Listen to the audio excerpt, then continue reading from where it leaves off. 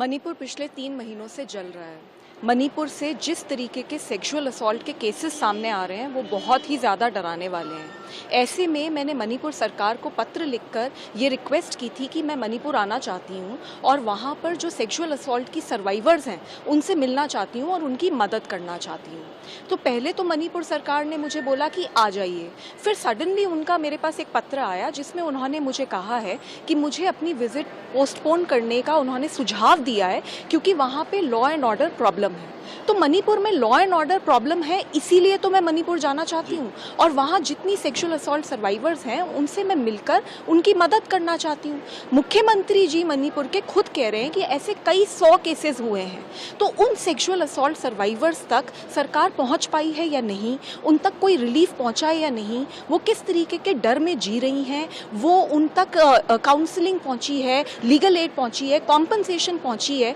कोई धमकियाँ तो नहीं मिल रही, ये सारी चीज़ों का जायज़ा लेने और उनकी मदद करने मैं वहाँ जाना चाहती हूँ। तो मणिपुर सरकार का जो सुझाव है कि मैं अपने डिसीजन को रिकंसिडर करूँ, उसके बारे में मैंने काफ़ी सोचा और मैंने ये निर्णय लिया है कि मैं मणिपुर जा रही हूँ। मैं मणिपुर मुख्यमंत्री को ये पत्र लिख के बता भी रही हूँ और उनसे अपील कर रही हूँ कि मुझे रोकने की कोशिश ना की जाए, मेरी मदद की जाए, ऑफिसर्स से बात की जाए और मेरी विजिट रिलीफ कैंप्स में और जहाँ पे भी ये लड़कियाँ हैं वहाँ तक करवाई जाए, जिससे कि हम उन तक पहुँचें और उनकी मदद कर सकें। साथ ही दिल्ली में काफ़ी सारी मणिपुर की लड़कियां भागकर वहां से आई हैं क्योंकि उनके साथ वायलेंस हुई है। उनके साथ मेरी काफ़ी लंबी मीटिंग हुई है, उनकी भी बातें हैं जो मैं मुख्यमंत्री जी से बात करना चाहती हूँ, इसीलिए मैंने उनसे समय भी मांगा है मिलने का।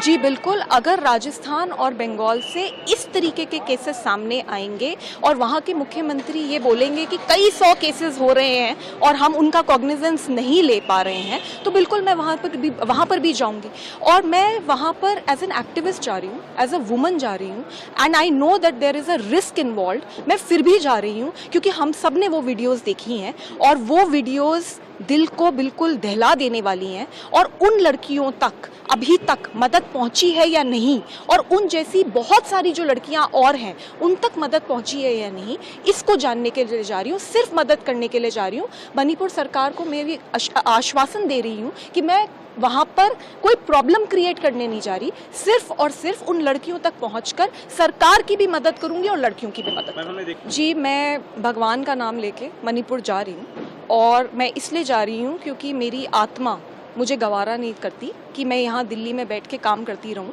और ऐसे महसूस करूँ कि कुछ समस्या नहीं है, जबकि समस्या बहुत बड़ी है। मैं वेस्ट बंगाल, राजस्थान और ये जितनी जगहें हैं, अगर इनसे भी इस तरीके के कोई दिल दहलाने वाले केस सामने आएंगे मैं वहाँ भी जाऊँगी, लेकिन अभी फ़िलहाल मणिपुर जल रहा है और मणिपुर के अंदर लड़कियाँ बहुत परेशान हैं और आप ये खुद ही समझ सकते हैं क्योंकि वहाँ पर जब मैं जाने की कोशिश कर रही हूँ तो मुझे ही जाने से रोका जा रहा है। तो it is important that I visit Manipur and I am visiting Manipur. हमसे जुड़े रहने के लिए हमारे YouTube चैनल को सब्सक्राइब करें और नई वीडियो की नोटिफिकेशन के लिए बेल आइकॉन को दबाएं।